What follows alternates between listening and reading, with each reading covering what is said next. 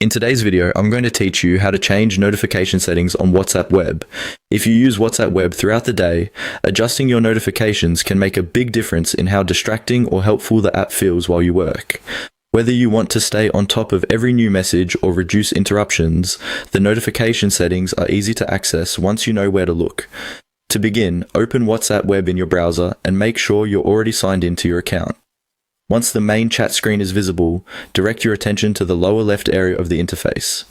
There, you'll see your profile icon. Go ahead and click on that profile icon to open your account-related options and settings. This section is where WhatsApp Web places several controls connected to your account experience, so it's a useful place to become familiar with if you plan to customize the platform. After clicking the profile icon, look for the option labeled Notification and select it. Once you click on Notification, you'll be taken to the area where you can manage how WhatsApp Web alerts you about activity.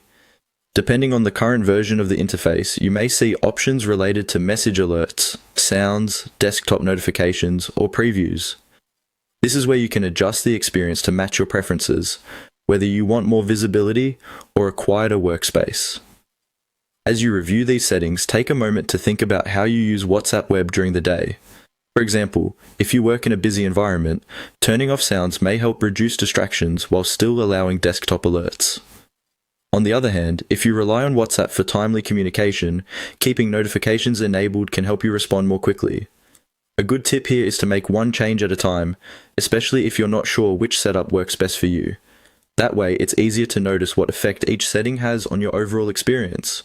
Also, keep in mind that browser permissions can affect whether certain notifications appear, so if something doesn't seem to work, it may be worth checking your browser's notification permissions as well. And that's all it takes to get to the notification settings on WhatsApp Web and start customizing them. It's a simple adjustment, but it can really improve how comfortable and efficient the app feels during daily use.